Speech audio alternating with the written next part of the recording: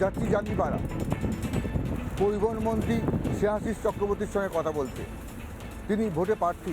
কলকাতার পরিবহন ব্যবস্থা কেমন, তিনি কি করেছেন, জেলার পরিবহনের কি অবস্থা, সব কথা বলবো খোলাখুলি সরাসরি শ্রেয়াশিস চক্রবর্তীর সঙ্গে।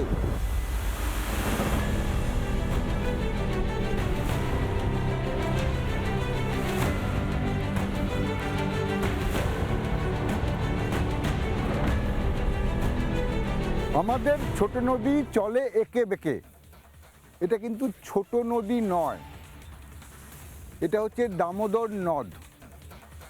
এখন এই শীর্ণকায় চেহারা, বর্ষা আসতেই একুল ওকুল থই থই। আমি জাঙ্গিপাড়ায় কেন এসেছি?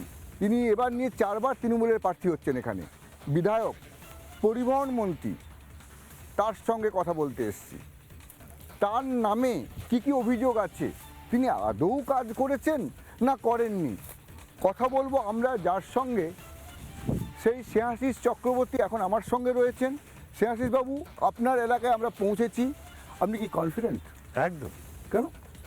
সবাই বলছে তো তৃণমূল এবার একটু যাই করছে। তৃণমূল কংগ্রেস এবার 250-এর কাছাকাছি আসন নিয়ে আবার নতুন করে সরকার তৈরি করবেন এবং মমতা বন্দ্যোপাধ্যায় চতুর্থবারের মতো মুখ্যমন্ত্রী হচ্ছেন বাংলায়। বাংলার যে অধিকারের টাকা সেটা দিয়ে যেমন বঞ্চিত এরা করে রেখেছে, বাংলার মানুষকে যন্ত্রণা দিচ্ছে, তেমনি পাশাপাশি আবার নির্বাচন কমিশনকে দিয়ে এই যে এসআইআর, সেই এসআইআর করে বাংলার প্রকৃত ভোটারদের নাম ভোটার তালিকা থেকে বাদ দিয়ে দেওয়ার চক্রান্তে সামিল যে বিজেপি, এবার বাংলার মানুষ একেবারে ঝেঁটিয়ে এই বিজেপিকে বাংলা থেকে বিদায় দিয়ে দেবে এই 26-এর বিধানসভা নির্বাচন। 21 সালের আগে তো বিজেপি সারা ভারতবর্ষের ক্ষমতা নিয়ে ঝাঁপিয়ে পড়েছিল। অমিত শাহ বলেছিলেন আপকে বার 200 পার, কিন্তু 2021-এ ভোটের দিন ইভিএম মেশিনের সামনে দাঁড়িয়ে বাংলার মানুষ কিন্তু জোড়া ফুলের বোতামে আঙুল ছুঁয়ে বিজেপি বিদায় দিয়েছিল।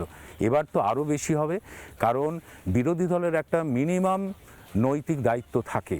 তারা না করে শুধু ধর্মীয় বিভাজনের চেষ্টা করেছে, এসআইআর দিয়ে মানুষের ভোট কাটার চেষ্টা করছে। বিরোধী দলনেতা শুভেন্দু অধিকারী বলছে 1.5 কোটি নাম বাদ হয়ে যাবে, 1 কোটি নাম বাদ হয়ে যাবে। এ তো সবে ব্রেকফাস্ট হচ্ছে। মানে যারা ভুয়ো ভোটার তাদের নাম বাদ হবে।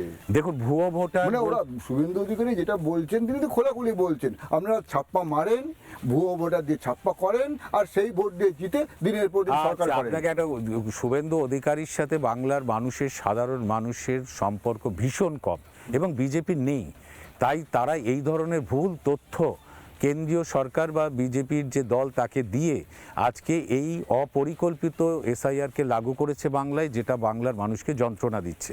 লোকসভা বলুন, বিধানসভা বলুন, বাংলায় ভোট কত শতাংশ পড়ে? 83%, 84%। যে 16% মানুষ ভোট দিত না, তার সংখ্যাটা হচ্ছে প্রায় 1,20,00,000-এর ওপর। অর্থাৎ এই যে 1,20,00,000 মানুষ ভোট দিত না, ওই মৃত ভোটাররাই ভোট দিতেন না, সিটেড ভোটাররাই ভোট দিতেন না, বাকি যে মানুষ ভোট দিত তাদের ভোটেই তৃণমূল কংগ্রেস 213 আসন। এই যে ভুল ক্যালকুলেশন বিজেপি করে চলেছে, যে তৃণমূলকে এখন ভুয়ো ভোটার অর্থাৎ মৃত ভোটারের ভোট দিয়ে তৃণমূলকে জিততে হয় না। মমতা বন্দ্যোপাধ্যায় সারা বাংলা জুড়ে যে ডেভেলপমেন্ট করেছে তার পুরো ছোঁয়া জাঙ্গিপাড়ায় আছে। যে বামফ্রন্ট সরকার ছিল সেই সময় যে পরিকাঠামোগত যে অবস্থান ছিল, তার প্রায় 20 গুণ 30 গুণ কাজ আমাদের সরকার করেছে। আপনি এখনই তৃণমূল সরকার, আমরা আপনি করেছেন না, তৃণমূল সরকার করেছে, আমাদের সরকার করেছে। আপনাদের সরকার চুরি করে তো?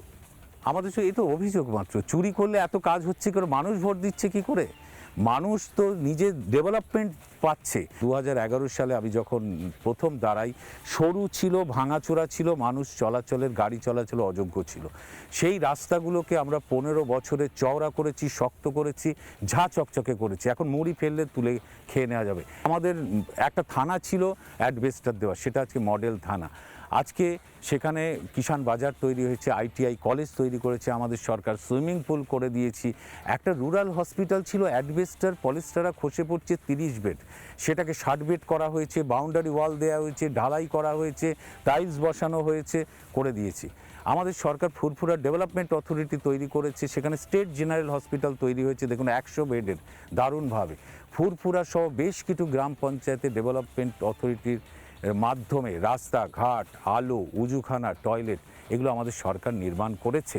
আপনার এলাকায় কি টাকা চুরি হয় না? না, আপনারা আপনার সবাই সৎ লোকেরা থাকে? না, কিভাবে কাজ হয় দেখুন, একটা ব্লক বা একটা বিধানসভায় পিডাব্লিউডির যত বড় বড় রাস্তা আপনি দেখলেন, আস্তে আস্তে দেখেছেন সব পিডাব্লিউডি রাস্তাগুলো করে।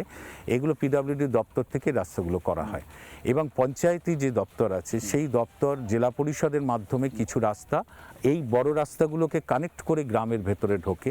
সেই সব রাস্তা আগে লাল মাটি ছিল, সেগুলোকে আমরা এখন পিচ করেছি।